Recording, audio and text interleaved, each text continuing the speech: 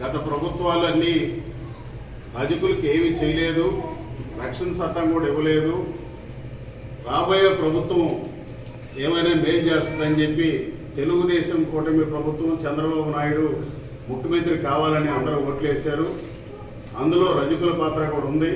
కానీ ఇప్పటికీ కూడా 14 నెలలు పూర్తిగా వస్తున్నా చంద్రబాబు నాయుడు గారు ముఖ్యమంత్రి గారు మేనిఫెస్టోలో పెట్టినటువంటి అంశాలు 200 యూనిట్లు ఉచిత విద్యుత్తు, ఉత్తి చెరువులపైన రజకులకి పూర్తి హక్కు కల్పిస్తామని, అదేవిధంగా ఆదరణ పథకం 3 నుంచి 5,000 కోట్లతో అధునాతనమైన పనిముట్ల వృత్తిదారులందరికీ ఇస్తామని చెప్పడం, అట్లే రజకులకు సంబంధించినటువంటి మహిళలకు కూడా భద్రత కల్పిస్తాం, రజకులందరికీ రక్షణ చట్టం కల్పిస్తాం అని చెప్పినటువంటి మాటలు ఎటుపోయినాయో అర్థం కాలేదు.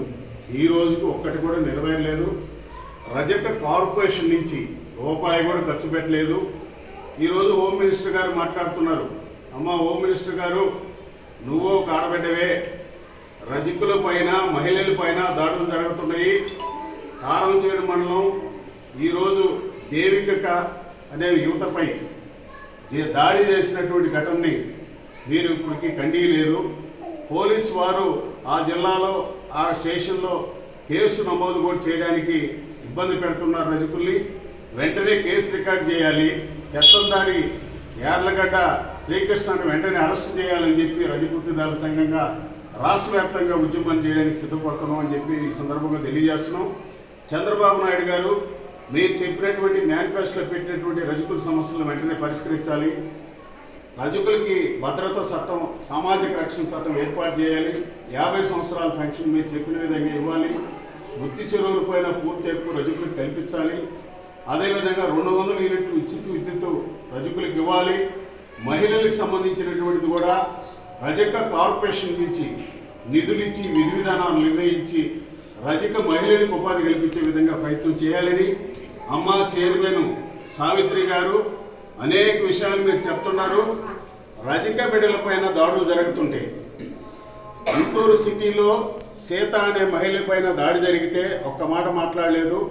ఈరోజు కారంచేడులో రజక యువతి చెవుడు, అట్టే ఆ అమ్మాయికి మాట రాదు, మోగ, ఆ ఆడబిడ్డ పైన దాడి జరిగితే సావిత్రి అమ్మాయి ఎక్కడ ఉండవు, నువ్వు చైర్మన్ గారు ఇప్పుడు ఒక ఖండన లేదు, నువ్వేం మాట్లాడలేదు.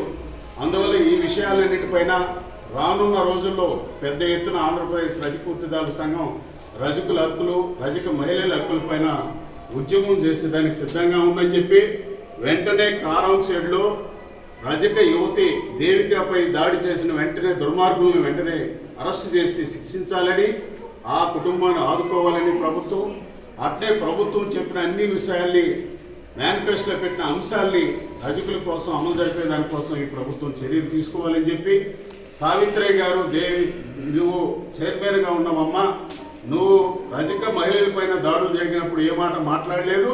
మరి నువ్వు మాత్రం చాలా విషయాలు, ఇదిగో 5 లక్షల నుంచి 10 లక్షల దోపిడీకి అయిపోతుందని చెప్తున్నావు.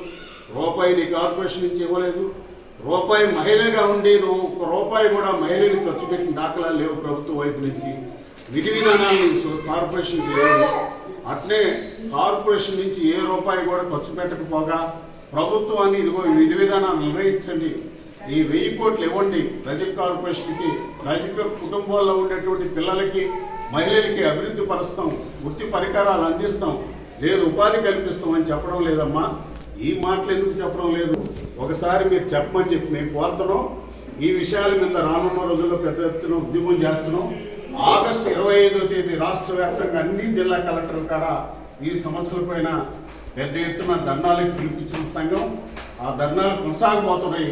భవిష్యత్తులో కూడా అనేక కార్యక్రమాలు నిర్వహిస్తామని చెప్పి ఈ సందర్భంగా తెలియజేస్తూ, ఇక్కడ కూడినటువంటి మహిళలందరూ, రజక మహిళలందరూ కోరుకున్నది ఒకటే, మహిళలకు భద్రత కల్పించండి. కారంచేడులో జరిగిన శివుడు, అట్టే మోగా బిడ్డ పైన జరిగిన దేవిక పైన జరిగిన దాడిని మేమందరం ఖండిస్తున్నాం. వెంటనే ప్రభుత్వం చర్యలు తీసుకుని ఆ అమ్మాయికి రక్షణ కల్పించాలని చెప్పి, దాడి చేసిన వాళ్ళని అరెస్ట్ చేసి కేసు పెట్టాలని చెప్పి కోరుతున్నాం.